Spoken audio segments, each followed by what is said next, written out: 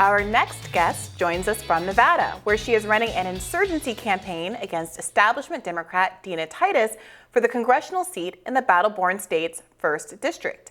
Amy Vilela has already received endorsements from major progressive coalitions Our Revolution and Brand New Congress, and from fellow progressive politicians Cori Bush and Nina Turner. The struggle is real. Trust me, I've lived it. Throughout my life, I have experienced the pain our broken system causes in so many ways. I grew up poor, raised by a single mother. And then, as a young single mother myself, I fought my way out of poverty for my children. I took classes at night to get through college, becoming the first in my family to earn a degree. I became an accountant and later a CFO. Just when I thought I had it all, the illusion was shattered. I was reminded that we are only as safe as the most vulnerable among us. You may have heard the story of how my daughter, Shalyn, died at the hands of our profit-driven healthcare system.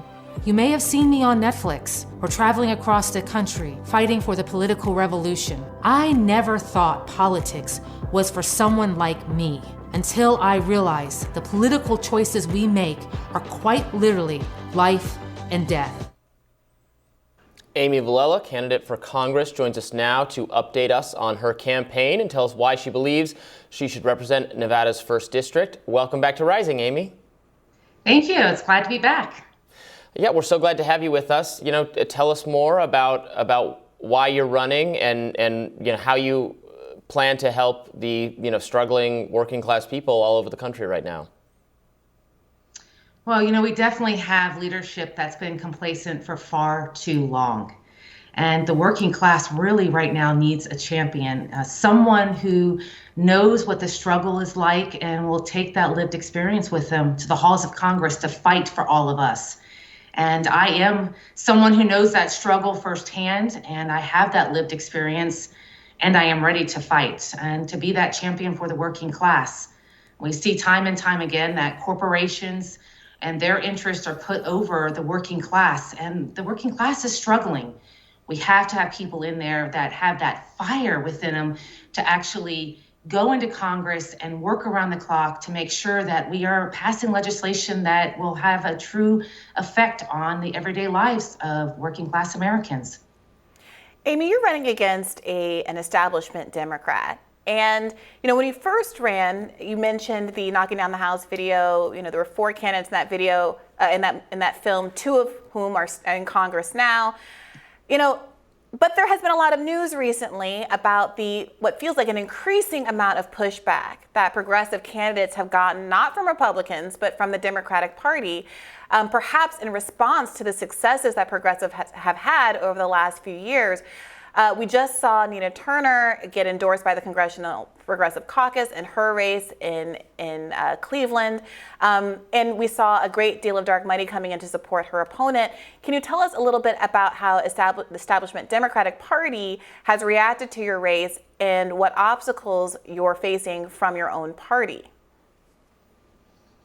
The key to all of this is money in politics. And, power works to preserve itself.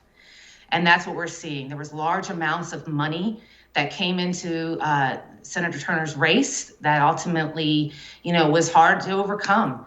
We see it with big oil having huge amounts of money dumped into special interest groups. And those interest groups are also targeting me in this race. They do not want to lose the power they have. And that, to me, is more important than actually fighting for the issues that would make a substantial change in everyday lives of people. And they wouldn't have to worry about reelection.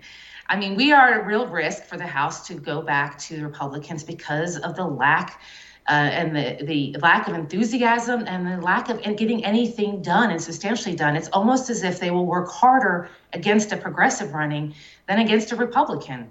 We can see that what's happening down in Texas. Everyone's rallying around a Democrat that is obviously anti-pro-choice, just at the time when we are facing the possibility of losing our right to make a choice for ourselves as women.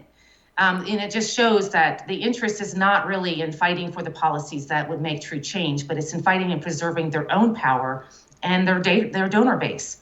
And to me, that is it's disgusting and gross. We have to have people in Congress that will, like I said, that have this lived experience. When you know what it's like to be homeless, when you know what it's like to do without, when you have your child die in your arms from a lack of health care, let me tell you, being invited to that Christmas fundraiser or having a donor, not give you their donation really doesn't matter. And quite honestly, the way that you keep your seat and the way that we keep this party strong is by having a base that's engaged and knows that we are there for their best interest. Then you don't have to worry about what your donor base of corporation backed PACs feel about what you're doing. So, Amy, the question a lot of progressives, I think, are asking right now is, if you were to be elected, how can a progressive be effective within a party that is so hostile to progressive up-and-comers? The way that we've seen, there has been reporting, Nina Turner has intimated that that people who once supported her in her last run, who are progressives in the Progressive Caucus, were intimidated out of supporting her and endorsing her this time around. If what you say is true, that there is more hostility, it seems sometimes, from the Democratic Party toward progressives than toward Republicans, how do you hope to affect change or any kind of progressive agenda in Congress should you be elected? Well, listen, I first want to acknowledge people feeling upset and feeling disheartened and tired and angry. I'm angry. I'm angry every day. I've been angry for the last almost 7 years. That we have progressed very little on very important legislative issues that, of course, I would love to see move much quicker. But I refuse to let them tire me out. That's what they want. They want to tire me out. And we have seen that even, newly elected representatives like my friend Cori Bush, when they've come into office, have been able to make change. They are the ones that are pushing the president on agenda items that are very popular. They are the ones that, when the rent moratorium was about to expire, sat on the steps of Congress.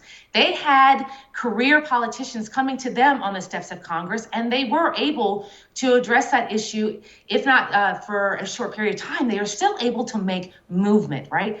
And just because we're not able to get the things in that we want right away, it doesn't mean the work stops. I am, like a lot of other Americans, tired of hearing, well, the other party has control of the House, whatever. Listen, we have the ability to continue to work and to continue to organize around the issues that are so important to us. There is always work to be done. We need to be out organizing in our community, organizing in Washington, D.C., because it takes a lot to get these bills to the floor, let alone to get them passed. And that happens not just in D.C., it happens in our communities. It happens across the United States. The power really does lie with the people. So my message would be is not to give up hope.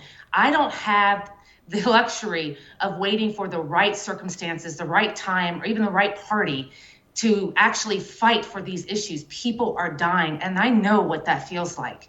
I mean, my daughter is not coming back.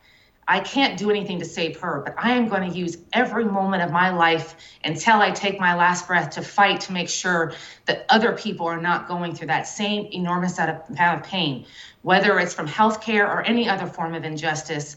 The fight has to continue. And remember, when we have fought for big issues like the civil rights era or the right for women to vote, these things did not happen overnight. And there was many losses and many setbacks, but we have to be filled with righteous indignation and continue to fight and press forward. Yeah. Look, given that the Republican Party looks like it's going to really have a massive victory in the coming cycle, if not the cycle after as well, Democrats are going to find themselves, I mean, we don't know for sure, but it's looking like considerably diminished power in Congress, et cetera. What does the party need to do to stop that, if it's even possible, or to inspire more enthusiasm to get the momentum back? They need to stop being beholden to their donor base and actually deliver on their promises. Election after election cycle, we see that promises are made, whether it's from immigration reform to taking care of the working class as a whole. They are not delivering. We have to deliver. We have to be bold. We have to be able to draw our lines in the sand. Republicans are very good at this. They come in, they make their demands, and they don't budge. We saw even with the Build Back Better, they caved. It was only a select group of progressives that were in there that refused to vote yes for the largely corporate giveaway of the infrastructure bill, unless the Build Back Better bill was passed first. And we may not have gotten everything we wanted in that bill, but we would have gotten something. And instead, we keep on giving our votes away instead of actually having the political courage and willpower to actually fight for the legislation that we keep promising, cycle after cycle. That if they would just deliver on what they promise and actually start passing some of these really popular legislation and actually truly fighting for things like Medicare for All, a Green New Deal. These things are popular across party lines. That would make a huge difference in the outcome of the election. Yeah. Well, Amy Vilela, candidate for Congress from Nevada, thank you so much for joining us. Thank you for having me. It was a pleasure. Pleasure's ours. We'll be back with more Rising in just a minute.